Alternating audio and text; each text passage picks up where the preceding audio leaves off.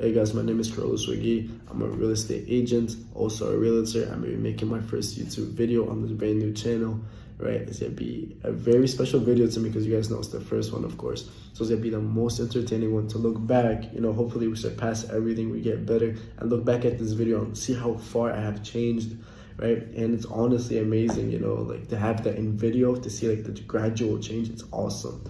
Right, guys, so I just wanted to let you guys know a little bit about me, right? I also do residential, commercial, and property management. And also, guys, my contact information will be in the description below. So if you guys need any help with anything, right, and you just want to reach out to me regardless of, right, my socials also are going to be there. Also, my contact information, as I said, email and phone number, right?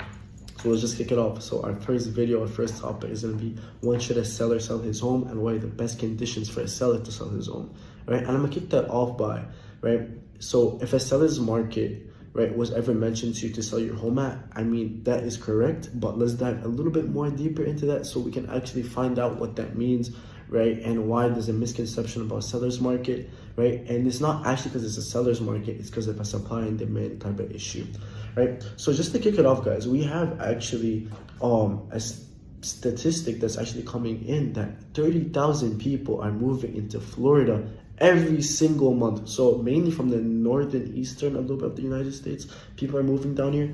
So just to like give it off, right, just to like let you guys understand that. So remember that number and how it's really important that we remember that, because it's actually going to matter a lot later on, right? So someone to me, right? Someone comes and they're like, hey man, right, I want to sell my house. When should I sell it? And I'm gonna tell them, I was like, hey, why don't you sell it now? They're like, oh, what makes you tell me to sell it now? And I'm like, hey, you look at the market right now, right? There's a crazy supply, right?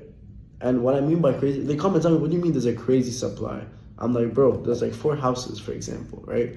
And there's like a bunch of demand, right? There's a crazy low supply, guys. There's a very low supply, right? And when I tell you there's a low supply, right, that comes with a high demand, right? If there's little of something, right, the demand for it comes higher. So that's how it is. Demand goes up, supply goes down, right?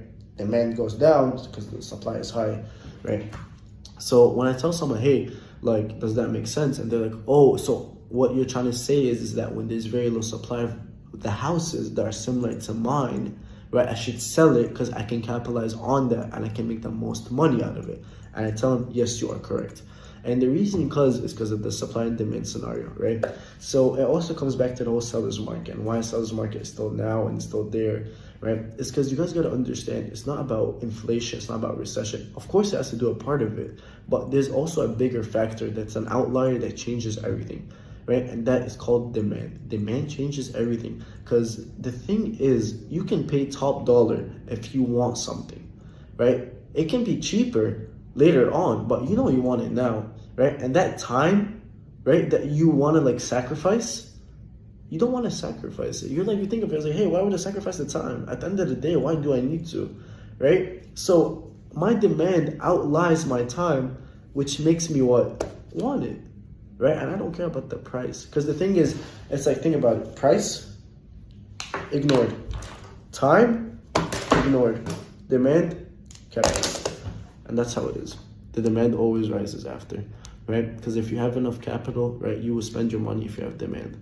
And that's all it is, guys, is that when should you sell your house? In reality, is when there's a very low supply and a very high demand for a house, right? Especially in the coming years, I believe it's going to be a little bit harder for Florida to maintain building houses because of just supply issues.